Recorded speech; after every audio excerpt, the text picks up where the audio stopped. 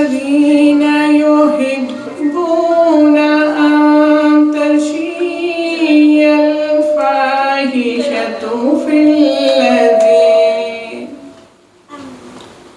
أن تشيع الفاحشة في الذين آمنوا لهم عذاب أليم.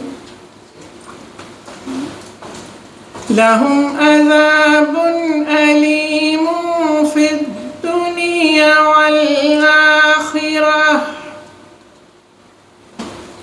والله يعلم وأنتم لا تعلمون.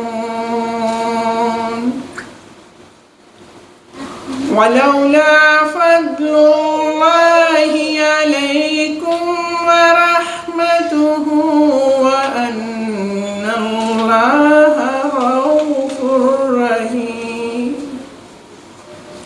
يا أيها الذين آمنوا لا تتبعوا خطوات الشيطان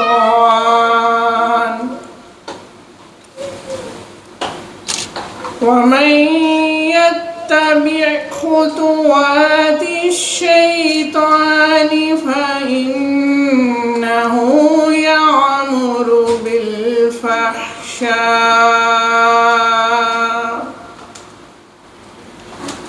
فإنه يأمر بالفحشاء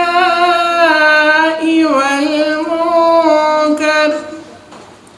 ولولا فضل الله عليكم ورحمته ما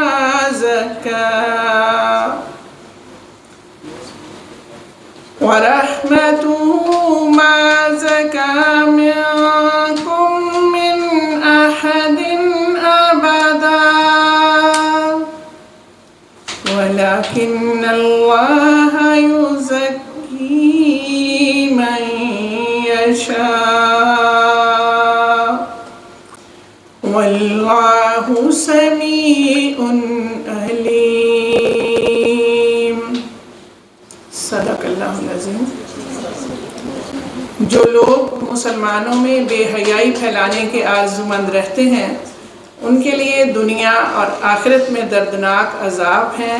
अल्लाह सब कुछ जानता है और तुम कुछ भी नहीं जानते। अगर तुम अल्लाह का फ़ज़ल और उसकी रहमत ना होती और ये भी कि अल्लाह ताला बड़ी शफ़क़त रखने वाला मेहरबान है तो तुम पर अज़ाब उतर जाता। ऐ लोगों जो ईमान लाए हो, शैतान के कदम ब कदम न चलो। जो शख्स शैतानी कदमों की पैरवी करे तो वो बेहयाई और बुरे कामों का ही हुक्म करेगा। और अगर अल्लाह ताला का फ़ज़ल व करम तुम पर ना होता तो तुम में से कोई भी कभी भी पाक साफ ना होता। लेकिन अल्लाह ताला जिसे पाक करना चाहे कर देता है और अल्लाह सब सुनने वाला और जानने वाला है। सदक़ल्लाहुल अज़ीम। और मुझे इस वक्त नज़र आ रही हैं हमारे साथ रावलपिंडी की नाज़मा मोहतरमा आंसा इशफाक साहिबा।